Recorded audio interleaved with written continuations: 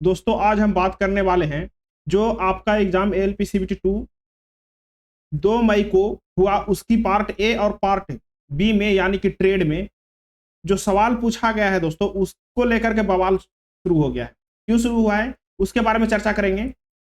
और चर्चा करेंगे दोस्तों कि ट्रेड का जो लेवल है वो ट्रेड का लेवल क्या था, पार्ट ए का लेवल क्या था, एग्जाम पैटर्न क्या चेंज हो गया है, और जो चीज का 6 मई का एग्जाम है वो क्या करें।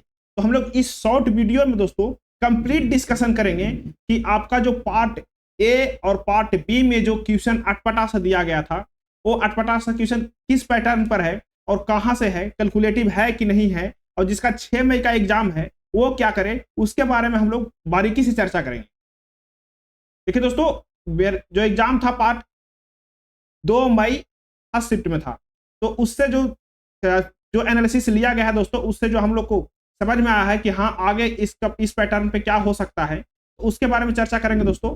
हम लोग कोई एनालिसिस नहीं करेंगे, इस क्वेश्चन एनालिसिस नहीं करेंगे, हम लोग देखेंगे कि पैटर्न क्या था और पूछा क्या जा रहा था, जो कि 6 मई का जिनका एग्जाम है उनको थोड़ा सा लाभ हो सके। तो चलिए शुरू करते हैं। इससे पहले आपसे अनुरोध है कि आप इस चैनल पर नए हैं, चैनल सब्सक्राइब करें, वीडियो को लाइक करें और वीडियो को स्किप नहीं कीजिएगा दोस्तों, क्योंकि हम लोग वीडियो के बीच में आपको कुछ ऐसा टिप देंगे कि आपको लगेगा कि हाँ 6 मई में लाभदायक है। तो चलिए शुरू करते हैं। पहले हम लोग बात करेंगे ट्रेड के बारे में कि ट्रेड में जो क्वेश्चन पूछा गया था वो कैसा क्वेश्चन था और क्या था। देखिए दोस्तों, आपको जहां तक के पता होगा कि ट्रेड में 75 क्वेश्चन आता है।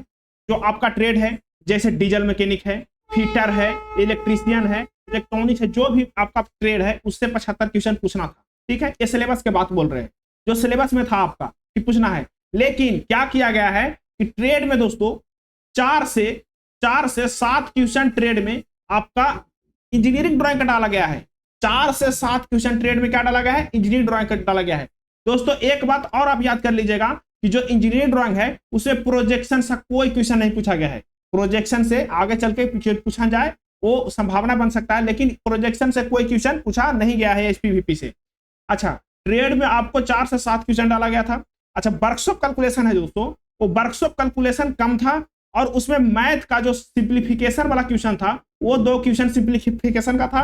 और क्या था वर्कशॉप कैलकुलेशन के लेकर के ओम्स लॉ पर दोस्तों एक क्वेश्चन था, जो V बराबर IR जो होता है ओम्स लॉ, उस पे एक क्वेश्चन था। तो इसमें भी दोस्तों वर्कशॉप कैलकुलेशन में 3 से 4 क्वेश्चन देखने को मिला था। जो मैथ को भी ले लीजिए, उसको आप कहिए तो फिजिक्स भी कह सकते हैं, क्योंकि उसमें वर्कशॉप कैलकुलेशन में क्या होता है, वर्कशॉप के बारे में कितना पार्ट रिमूव हो रहा है, इसमें अगर जो रिवोल्यूशन के बारे में पूछता तो वर्कशॉप कैलकुलेशन में आता। लेकिन फिर भी इसमें ओम्स लॉ के नियम डाल दिया है, मैथ डाल दिया है, एक दो गो हल्का फुल्का।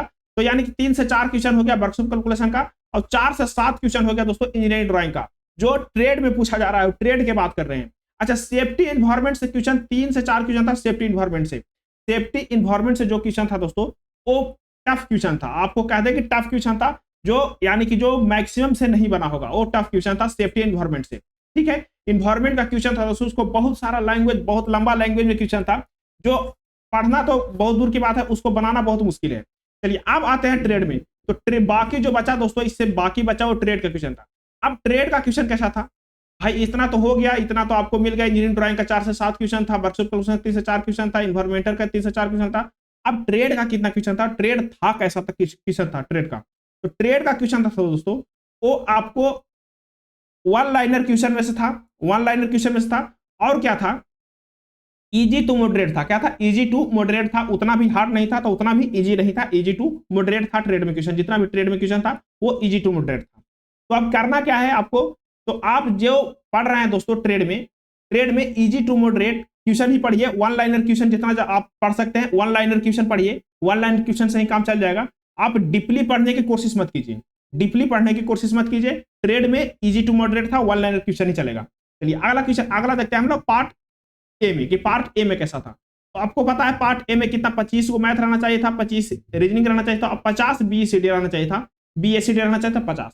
ठीक है, अब इसमें देखिए 50 बीसीडी में दोस्तों पहले का सिलेबस था, उसमें 20 न्यूमेरिकल, 50 रीजनिंग, 25 रीजनिंग, 25 मैथ में। तो इसको तो रीजनिंग मैथ तो रहने दीजिए, रीजनिंग मैथ जो है इसके बाद में चर्चा करेंगे। पहले हम लोग कर लेते हैं बेसिक साइंस पे। तो बेसिक साइंस में दोस्तों 20 न्यूमेरिकल रहना चाहिए था। कितना रहना चाहिए था, 20, लगभग 20 न्यूमेरिकल रहना चाहिए था। और 10 जो है वन लाइनर रहना चाहिए था, 10 से 20 वन लाइनर रहना चाहिए था, और बाकी इंजीनियर ड्राइंग रहना चाहिए था। लेकिन इसमें क्या हुआ है, न्यूमेरिकल की संख्या दोस्तों 2 से 3 है। कितना है न्यूमेरिकल से संख्या, न्यूमेरिकल का जो संख्या है वो 2 से 3 क्वेश्चन है। न्यूमेरिकल की संख्या मात्र और मात्र 2 से 3 क्वेश्चन है। नॉन न्यूमेरिकल आपको गति से मिलेगा, नॉन न्यूमेरिकल आपको उष्मा से मिलेगा, नहीं तो न्यूमेरिकल आपको और कोई चैप्टर से मिलेगा। तो न्यूमेरिकल की संख्या बहुत कम है दोस्तों, आप न्यूमेरिकल पर ध्यान कम ही दीजिए तो ज्यादा फायदा है। न्यूमेरिकल के क्वेश्चन बहुत कम है। अच्छा, आता कहां से है, बेसिक साइंस आ कहां से रहा है, basic science only for one liner से आ रहा है दोस्तों।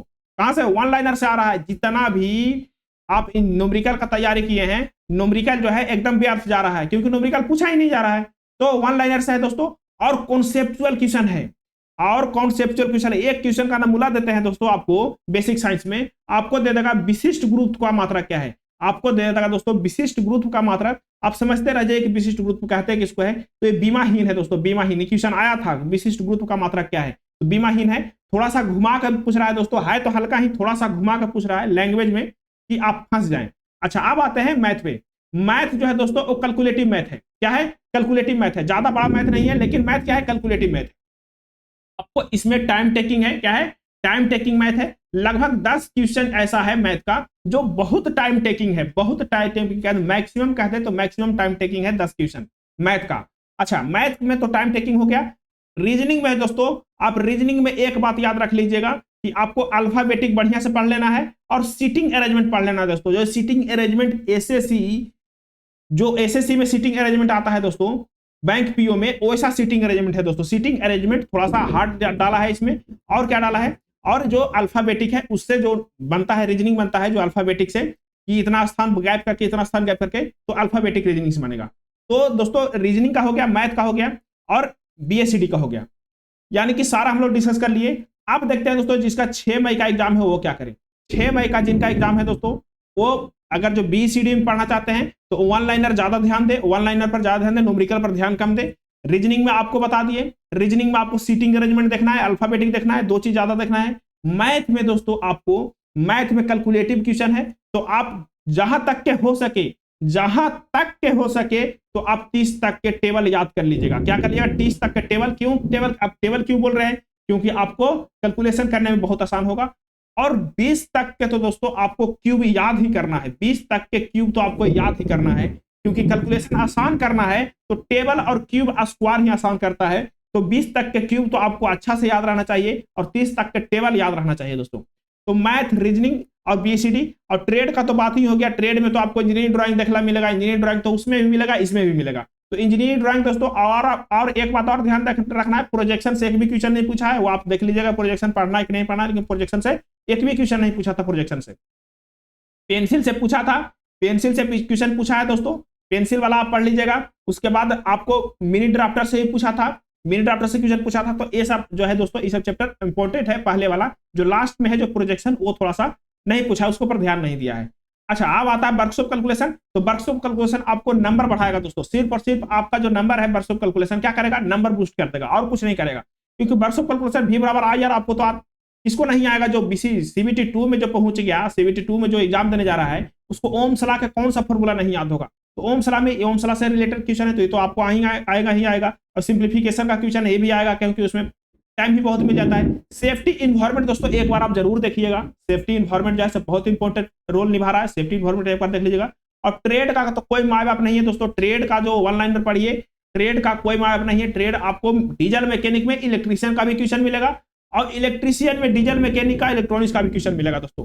डीजल मैकेनिक में मॉसफेट का क्वेश्चन आया था दोस्तों, मॉसफेट कहां पे यूज करते हैं, डीजल मैकेनिक में। आप बताइए कि मॉसफेट जो है वो मॉसफेट डीजल मैकेनिक का क्वेश्चन है, तो मॉसफेट जो है से बेसिकली इलेक्ट्रॉनिक्स का क्वेश्चन है मॉसफेट, लेकिन आया था। इसीलिए कह रहे हैं कि ट्रेड में दोस्तों सारा ट्रेड मिक्स कर दिया है, उसको जो क्वेश्चन है लगभग 1-2 क्वेश्चन अदर ट्रेड से भी आ गया है।